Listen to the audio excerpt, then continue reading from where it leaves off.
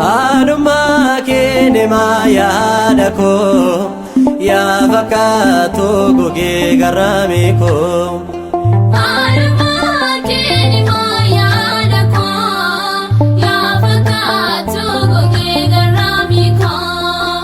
Haadummaa kee yaarmii koo yaa fakkaatu gogee garraamii koo.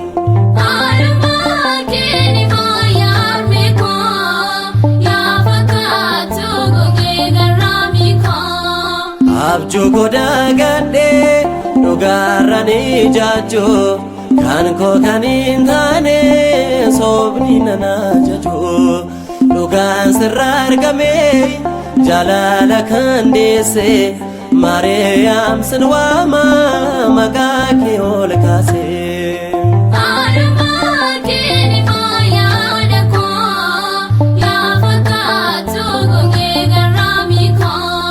Jireenya saalatu barroo keerratti baatte ilma kee Yesuus duukaa kan godaante keessi koo amanee waa'ee kee ni faarsa anis dhalootadhaan sichaan si leellisa.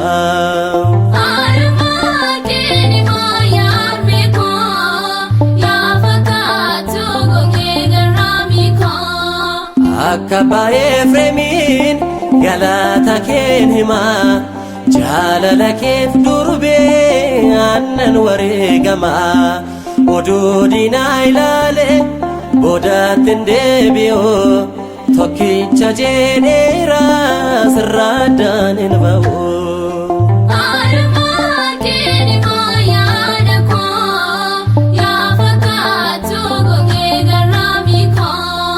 Qoricha isaa ta'ee barruu keerratti baatte ilma kee Yesuus duukaa kan godaante keessi koo amanee waa'ee kee ni faarsa anis dhalootadhaan sichaan si leellisa. Haadummaa kee yaada koo yaa fakkaatu gogee garraamii koo.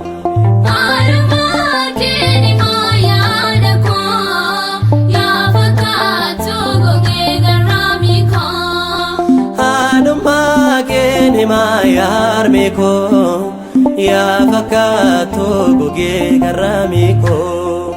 Haadummaa kee yaarmii koo yaa fakkaatu gogee garraamii koo.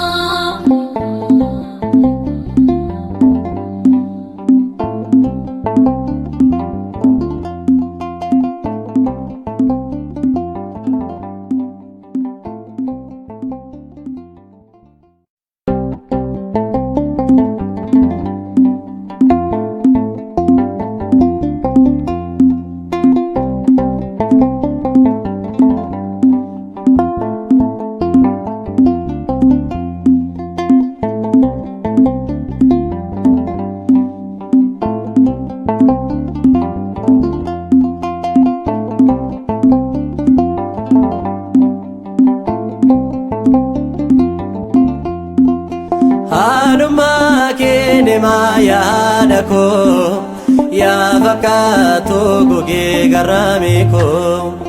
Haadummaa kee yaada koo yaa fakkaatu gogee garraamii koo. Haadummaa kee yaarmii koo yaa fakkaatu gogee garraamii koo.